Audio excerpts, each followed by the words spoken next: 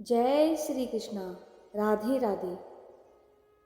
हिंदू धर्म में गंगा नदी को देवी या माता के रूप में पूजा जाता है।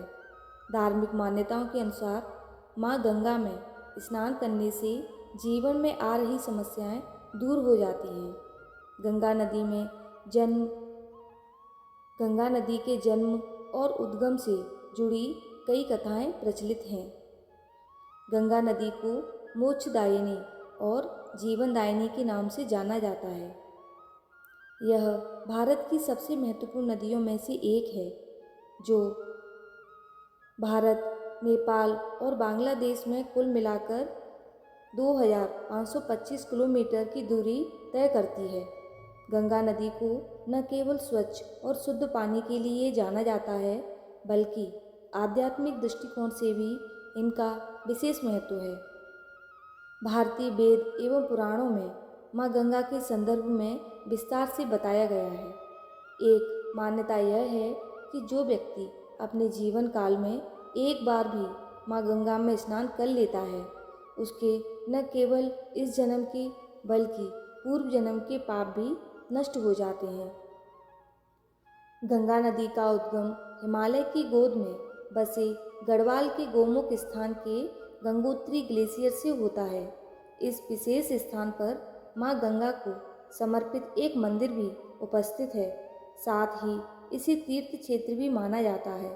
यहाँ मौजूद 6 बड़ी और उनकी सहायक 5 छोटी धाराओं का भौगोलिक एवं सांस्कृतिक महत्व सबसे अधिक है। साथ ही यह पूजनीय नदी यमुना, कोसी, गंडक, घाघरा जैसी कई नदियों से जुड़ती हैं। इसके साथ माँ गंगा के उद्गम की कथा पुराणों में भी विस्तार से की गई है।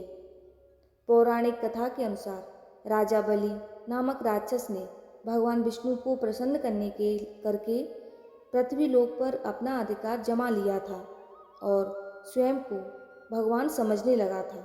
अहंकार में चूर होकर राजा बलि ने देवराज इंद्र को युद्ध के लिए ललकारा।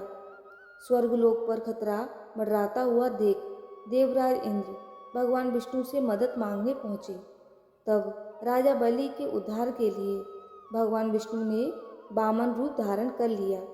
उसी समय राजा बलि अपने राज्य की सुख संपत्ति के लिए सुख समृद्धि के लिए अश्वमेध यज्ञ करवा रहे थे, जिसमें उसने विशाल ब्राह्मण भोजन का आयोजन किया और उसे दान दक्षिणा दी। तभी भगवान विष्णु वामन रूप में राजा बलि के पास पहुँचे। बलि को यह आभास हो गया था कि भगवान विष्णु ही उनके पास आए हैं। राजा बलि ने जब ब्राह्मण से दान मांगने के लिए कहा, तब भगवान वामन ने राजा बलि से 3 कदम जमीन दान के रूप में मांगी। यह सुनकर राजा बलि खुशी खुशी तैयार हो गया। तब भगवान विष्णु ने अपना विकराल रूप धारण किया। उनका पैर इतने विशाल हो गए कि उन्होंने पूरी पृथ्वी को एक पैर से नाप लिया और दूसरे पग से पूरे आकाश को। इसके बाद वामन भगवान ने पूछा कि वह अपना तीसरा पग कहाँ रखे। तब राजा बलि ने कहा कि मेरे पास देने के लिए कुछ नहीं है, और अपना शीश झुकाकर कहा कि वह अपना तीसरा पग उसके शरीर पर रख दें। तब वामन भगवान ने ऐसा ही किया और ऐसे राजा बलि पाताल लोक में समा गया। पौराणिक कथा के अनुसार जब भगवान विष्णु ने अपना दूसरा पैर आकाश की ओर उठाया था, तब ब्रह्मा जी ने उनके पैर धोए थे और उस जल को कमंडल में भर लिया था। जल के तेज से ब्रह्मा जी के कमंडल में माँ गंगा का जन्म हुआ। कुछ समय बाद ब्रह्मा जी ने उन्हें पर्वतराज हिमालय को पुत्री के रूप में सौंप दिया था। एक कथा यह भी प्रचलित है कि जब भगवान वामन ने अपना एक पैर आकाश की ओर उठाया था, तब उनकी चोट से आकाश में छेद हो गया था। इसी से 3 धाराएं फूट पड़ी थीं। एक धारा पृथ्वी पर गिरी, दूसरी स्वर्ग में और तीसरी पाताल लोक में चली गई। इसीलिए माँ गंगा को त्रिपथगा के नाम से भी जाना जाता है। गंगा नदी के धरती पर आगमन की एक कथा यह प्रचलित है कि प्राचीन काल में सगर नामक प्रतापी राजा हुआ करता था, जिसने अपने साम्राज्य के विस्तार के लिए अश्वमेध यज्ञ का आयोजन किया और राजा के दौरान घोड़ा छोड़ दिया। जब इस यज्ञ का पता देवराय इंद्र को चला तो वह चिंता में भी आ गए। उन्हें यह चिंता थी कि अगर अश्वमेध यज्ञ का घोड़ा स्वर्ग से गुजर जाता है तो राजा सगर स्वर्ग लोक पर भी अपना साम्राज्य स्थापित कर लेंगे। पौराणिक काल में अश्वमेध यज्ञ के दौरान छोड़ा गया घोड़ा जिस राज्य से गुजरा था वह राज्य उस राजा का हो जाता था। इसीलिए स्वर्गलोक गंवाने के भय के कारण इंद्र ने अपना वेश बदलकर राजा सगर के घोड़े को चुपचाप कपिल मुनि के आश्रम में बांध दिया। इस दौरान कपिल मुनि घोर ध्यान मुद्रा में थे। जब घोड़े के चोरी की बात राजा सगर को मिली तब वह अत्यंत क्रोधित हो गए और उन्होंने आवेश में आकर अपने 60,000 पुत्रों को घोड़े की खोज में भेज दिया। जब उनके पुत्रों को यह ज्ञान हुआ कि कपिल मुनि के आश्रम में वह घोड़ा बंधा है तब उन्होंने भ्रांतिवश कपिल मुनि को चोर मान लिया और उनसे युद्ध करने के लिए आश्रम में घुस गए। ध्यान मुद्रा में लीन कपिल मुनि को जब शोर सुनाई दिया तो वह घटना स्थल पर पहुँचे, जहाँ सगर के पुत्र उन पर घोड़ों की चोरी का झूठा इल्जाम लगा रहे थे। यह सुनकर देवमुनि अत्यंत क्रोधित हो गए और उन्होंने क्रोध में आकर राजा सगर के सभी पुत्रों को अग्नि में भस्म कर दिया और उसके सभी पुत्र प्रेत योनि में भटकने लगे। ऐसा इसीलिए क्योंकि बिना अंतिम संस्कार किए राख में बदल जाने से पुत्रों को मुक्ति प्राप्त नहीं हो पा रही थी। राजा सगर के कुल में जन्मे राजा भगीरथी ने अपने पूर्वजों की आत्मा की शांति के लिए भगवान विष्णु की कठोर तपस्या से प्रसन्न होकर जब भगवान विष्णु ने भगीरथ को दर्शन दिया तो उन्होंने वरदान मांगने के लिए कहा। भगीरथ ने पूर्वजों की आत्मा की शांति के लिए माँ गंगा को धरती पर लाने की प्रार्थना की। माँ गंगा मृत्यु लोक में आने के लिए तैयार नहीं थीं, लेकिन उन्होंने एक युक्ति सोची और यह शर्त रखी थी कि वह अति तीव्र वेग से धरती पर उतरेंगी और रास्ते में आने वाली सभी चीज़ों को बहा देंगी। गंगा की शर्त से भगवान विष्णु भी चिंता में आ गए और भोलेनाथ से इसका हल निकालने के लिए कहा। तब भगवान विष्णु ने कहा कि वह गंगा को अपनी जटाओं में समाहित कर लेंगे, जिससे धरती पर विनाश नहीं होगा। इसके बाद भगवान शंकर ने गंगा को अपनी जटाओं में समाहित किया और इस तरह गंगा नदी धरती पर प्रकट हुई। जय गंगा मैया। हर हर गंगे। क्यों किया जाता है माघ माह में गंगा स्नान? आइए सुनते हैं यह पावन कथा। माघ माह का प्रारंभ हो चुका है। इस वक्त प्रयाग नगरी में भक्तों की भारी भीड़ देखी जाती है। कहते हैं कि इस माह में गंगा स्नान जरूर करना चाहिए, क्योंकि ऐसा करने से इंसान के सारे पापों का अंत हो जाता है और उसके सारे कष्टों का अंत भी हो जाता है। इस माह में केवल गंगा स्नान ही बल्कि दान पुण्य का भी काफ़ी महत्व है, जिसके पीछे एक बड़ी रोचक कथा है। आइए सुनते हैं यह पावन कथा।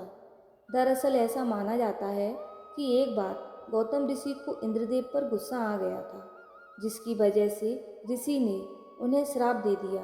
लेकिन इसके बाद इंद्रदेव को अपनी गलती का एहसास हुआ और उन्होंने तुरंत गौतम ऋषि से माफ़ी मांगी, जिस पर गौतम ऋषि ने कहा कि अब मैंने तो श्राप दे दिया, इसे वापस नहीं लिया जा सकता है, लेकिन अगर तुम माघ माह में प्रयागराज में गंगा स्नान करोगे तो माँ गंगे तुम्हारे पापों को दूर कर देंगी और तुम्हें स्नान करने के बाद गरीबों को तिल दान देना होगा, जिससे तुम्हें सुखों से छुटकारा मिल जाएगा। जिसके बाद इंद्रदेव ने ठीक वैसा ही किया। उन्होंने माघ माह में प्रयागराज में गंगा स्नान किया। और स्नान के बाद गरीबों को तिल दान दिया। बस इसी के बाद से माघ माह में स्नान और दान का नियम बन गया। अब दौड़ती भागती जिंदगी में हर किसी के बस का नहीं है कि वो गंगा स्नान करे, तो ऐसे में लोगों को पूरे माघ माह में अपने नहाने के पानी में गंगा जल मिलाकर नहाना चाहिए और ईश्वर का ध्यान करना चाहिए और गरीबों को तिल और चावल दान करना चाहिए। ऐसा करने से इंसान पाप मुक्त हो जाता है, साथ ही उसको यश और वैभव की भी प्राप्ति होती है। आइए सुनते हैं एक और पावन कथा। माता पार्वती ने शिवजी से कहा कि भक्त हर हर गंगे कहकर गंगा स्नान करते हैं, लेकिन इनकी परेशानियां दूर क्यों नहीं होती हैं। प्रचलित कथा के अनुसार प्राचीन समय में एक बार शिवजी और माता पार्वती पृथ्वी पर भ्रमण कर रहे थे। तभी उन्होंने देखा कि हजारों लोग गंगा स्नान कर रहे हैं। माता पार्वती सभी को ध्यान से देख रही थीं। भक्त हर हर गंगे का जाप करते हुए गंगा में डुबकी मार रहे थे। माता पार्वती ने शिवजी से पूछा कि सभी श्रद्धालु गंगा स्नान कर रहे हैं, लेकिन इस स्नान के बाद भी इनके पाप नष्ट नहीं होते हैं, इनके जीवन के दुख दूर होते हैं। क्या गंगा में अब सामर्थ्य नहीं है जिससे भक्तों के पाप नष्ट हो सकें? शिवजी ने कहा कि देवी गंगा में अब भी वही सामर्थ्य है, लेकिन इन लोगों ने गंगा में स्नान ही नहीं किया है, तो लाभ कैसे मिल सकता है? देवी ने कहा कि हमारे सामने सभी ने स्नान तो किया है, अभी तो इनके शरीर भी भीगे हुए हैं। शिवजी ने कहा कि इन सभी लोगों ने गंगा में नहीं, सिर्फ जल में डुबकी लगाई है। इसका रहस्य मैं तुम्हें समझा। अगले दिन बहुत तेज बारिश हुई। गंगा नदी की ओर जाने वाले मार्ग में एक बड़ा गड्ढा बन गया, जिसमें गंदा पानी भर गया था। वहाँ शिवजी एक वृद्ध के रूप में और माता पार्वती सामान्य स्त्री के रूप में प्रकट हुई। शिवजी ने माता पार्वती को समझाया कि मैं इस गड्ढे में गिर जाऊंगा।